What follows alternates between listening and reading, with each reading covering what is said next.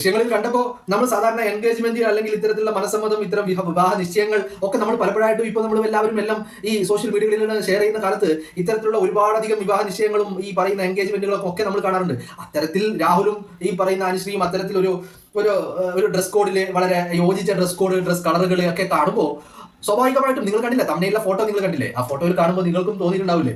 അങ്ങനെ സ്വാഭാവികമായിട്ട് അത്തരത്തിലൊരു തോന്നൽ, അതാണ് നമ്മളെ ഈ ഒരു ഇങ്ങനെ ഒരു സംശയത്തിലേക്ക് എന്നെ കൊണ്ടു ചെന്നെത്തിച്ചത്. അപ്പൊ ഞാൻ എന്റെ തോന്നലുകൾ അത് ശരിയാണോ അല്ലെങ്കിൽ ഇത്തരത്തിൽ വേറെ ആർക്കെങ്കിലും അത്തരത്തിൽ ഫീൽ ചെയ്തിട്ടുണ്ടോ എന്ന് പരിശോധിക്കാൻ വേണ്ടിയിട്ട് ഈ കമന്റ് ബോക്സുകൾ ചെക്ക് ചെയ്യുമ്പോൾ അതിൽ സമാനമായ രീതിയിലുള്ള ചോദ്യങ്ങളുമായി പലരും രംഗത്ത് വന്നിട്ടുണ്ട്. അപ്പോ കാര്യങ്ങൾ എന്താണെങ്കിലും രാഹുൽ ചിലതൊക്കെ തീരുമാനിച്ചുറപ്പിച്ചിട്ടുണ്ട് എന്നുള്ള കാര്യം ഉറപ്പാണ്. ഇപ്പോ ഇവിടെ ഇത്തരത്തിലൊരു തോന്നലിന് മറ്റൊരു കാര്യം എന്ന് പറയുന്നത്, കഴിഞ്ഞ ദിവസം തൻവി വന്നപ്പോഴും ഇത്തരത്തിൽ ഒരു മാച്ചിങ് ഡ്രസ്സോ അല്ലെങ്കിൽ കാര്യങ്ങളോ ഒരു ഇതോ നമ്മൾ കണ്ടിട്ടില്ല. ബട്ട് ഈ ഒരു ആംബിയൻസ്, അത് ഒരു പ്രത്യേക ഒരു ആംബിയൻസ് തരുന്നുണ്ട്. അതുകൊണ്ട് തന്നെയാണ് ഇത്തരത്തിലൊരു സംശയം പൊട്ടിപ്പുറപ്പെടുവാനുള്ള കാരണവും. എന്തൊക്കെയാണെങ്കിലും let us wait and see.